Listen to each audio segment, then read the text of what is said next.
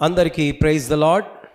ప్రభునందు ప్రియమైన దేవుని బిడ్డలందరికీ యేసుక్రీస్తు నామములో శుభాభివందనాలు తెలియజేస్తూ ఉన్నాను. ఈ రోజున మీకు ఆత్మీయ ఆహారాన్ని అందించడానికి దేవుడు ఈ అవకాశాన్ని నాకు అనుగ్రహించాడు. కాబట్టి ఈ మాటలు వింటున్న మీరు ఎలా ఉండాలో, ఎలా మీ తల్లిదండ్రులను ప్రేమించాలో తెలుసుకోవాలని మాట తెలియజేస్తూ ఉన్నాను. దేవునికి స్తోత్రం. భార్య మాట విని తల్లిని గెంటేశాడు. చివరికి ఏమైందో చూడండి. భార్య మాట విని కన్న తల్లిని గెంటేసిన కుమారుడు. ఆ తల్లి కన్నీళ్లతో రోడ్డున పడింది. భార్య భర్త చాలా కాలాలను గడిపిన తర్వాత అకస్మాత్తుగా భర్తకు అనారోగ్య పరిస్థితి ఏర్పడింది. ఆ అనారోగ్య పరిస్థితితో చాలా డాక్టర్స్ని సంప్రదించారు. తన భార్య కూడా చాలా డాక్టర్స్ని సంప్రదించి అన్ని టెస్టులు చేసిన తర్వాత చివరికి ఒక మాట డాక్టర్స్ చెప్పారు, అమ్మా, నీ భర్త యొక్క కిడ్నీలు పాడైపోయాయి. ఆ మాట వినగానే భార్య భర్తలు ఇద్దరు కన్నీరు కారుస్తున్నారు. భయము ప్రారంభమైంది. ప్రియమైనటువంటి దేవుని బిడ్డలారా, ఈరోజు వింటున్న నీవు నీ తల్లినే కానీ తండ్రినే కానీ ఎలా ప్రేమిస్తున్నావో ఒకసారి నీవు తెలుసుకోవాలని కోరుతూ ఈ మాటలు తెలియజేస్తున్నాను. జాగ్రత్తగా వినండి నా మాటలు. వాళ్ళు అనేక వైద్యుల దగ్గరికి వెళ్ళారు, అనేకులకు చూయించుకున్నారు. కానీ తనకు కిడ్నీ సరి అయిన సైజులో సరిపోవడం లేదని వాళ్ళు అనేకులను అడుగుతూ ఉన్నారు. ఆ విధంగా చాలా దినాలు అవుతూ ఉంటే తను కిడ్నీలు లేవు కాబట్టి తనకు బాధ అత్యధికంగా తనలో ప్రారంభమైనాయి. తన భార్య ఏం చేయలేకపోతుంది. అప్పుడు డాక్టర్ గారు మరి ఎక్కడికో తాను వెళుతూ ఉండగా, అయ్యో, ఇన్ని రోజుల నుంచి ఆ పేషెంట్కు కిడ్నీ కొరకు ప్రయత్నం చేస్తుంటే దొరకడం లేదు. తను ఎంత డబ్బు అంటే అంత డబ్బు ఇస్తానని అంటూ ఉన్నాడు. ఇదేంటి, ఎవరు ఇవ్వడానికి ముందు రావడం లేదు, అయినా వచ్చినా కూడా ఆ కిడ్నీ అతనికి సరిపోవడం లేదని వాళ్ళు డాక్టర్స్ అంతా డిస్కషన్ చేశారు. అయితే ఈ డాక్టరు ప్రయాణమై వెళ్తూ ఉంటుండగా తనకు ఒక ముసలావిడ కనబడుతుంది.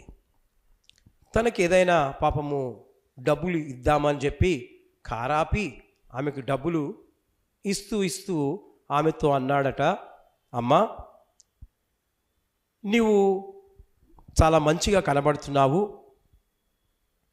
నిన్ను అడగొచ్చా అని అన్నాడట. నీకెవరైనా ఉన్నారా వెనక ముందు అన్నప్పుడు ఆ తల్లి అన్నదట, నాకెవరూ లేరయ్యా, నేను ఉన్నంత కాలం ఉండి నేను చనిపోతే మీలాంటి వారే నా చావు చేయాలి అని చెప్పింది. అప్పుడు ఆయన అన్నాడట, అమ్మా, నేను ఒకటి అడుగుతాను, నువ్వు సహాయం చేస్తావా? నా దగ్గర ఏముందయ్యా సహాయం చేయడానికి అని ఆ అమ్మగారు బదులిచ్చారు.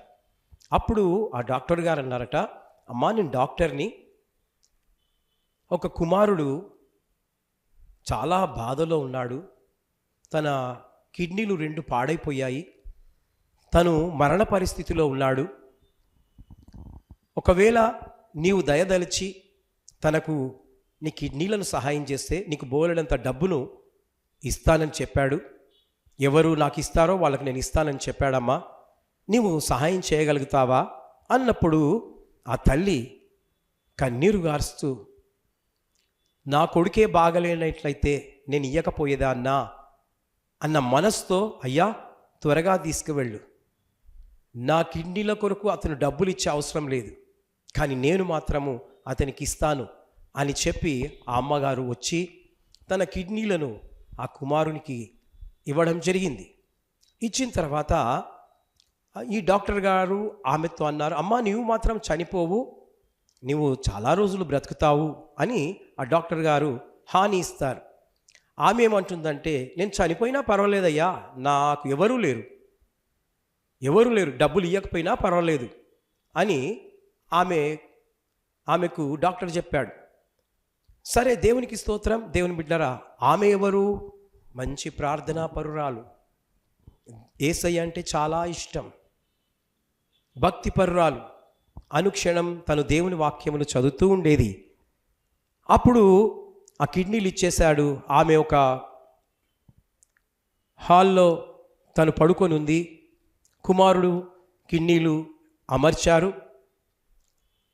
1 వీక్ 2 వీక్స్ తర్వాత తను కళ్ళు తెరిచాడు, మాట్లాడుతున్నాడు. తనకు బాధ నివారణ కలిగింది. కలిగిన వెంటనే భార్యాభర్తలు ఇద్దరు సంతోషంగా, డాక్టర్ గారు మాకు కిడ్నీ ఇచ్చిన వారు ఎవరు, ఒకసారి మేము చూడాలనుంది అన్నప్పుడు, రండి నేను చూపిస్తానని డాక్టర్ గారు ఆ అమ్మగారి దగ్గరికి తీసుకొని వెళ్తాడు. వెళ్ళగానే ఈ కుమారుడు కోడలు, ఆ తల్లిగారి యొక్క కోడలు కుమారుడు, వాళ్ళు సొంత తల్లి ఆమె, కుమారుని తల్లి ఆమె, పరిగెత్తుకొని వెళ్ళి తన కాళ్ళ మీద పడి ఏడుస్తూ కన్నీరు కారుస్తూ పశ్చాత్తాప పడుతూ అమ్మ దగ్గర ఒప్పుకుంటుంటారు, అమ్మా నా తప్పు క్షమించు. అప్పుడు తల్లి వాళ్ళిద్దరిని ప్రేమతో దగ్గరికి తీసుకుంటుంది. తీసుకొని నేను మిమ్మల్ని క్షమిస్తున్నాను అని చెప్పింది. ప్రియమైనటువంటి దేవుని బిడ్డలారా, వింటున్నా, నీవు ఈరోజు నీ తల్లినే కానీ తండ్రినే కానీ దూషిస్తున్నావా? నీచంగా చూస్తున్నావా? గెంటి వేయాలని తీర్మానం చేసుకున్నావా? నీ మనసు మార్చుకో. నీ మనసు మార్చుకొని నీ తల్లిదండ్రులను ప్రేమించు. నీవు దీవించబడతావు, ఆశీర్వదింపబడతావు, నీ ఆయుష్ కూడా ఎక్కువ అవుతుంది. దేవుడి మాటలు దీవించి ఆశీర్వదించునుగాక. May God bless you.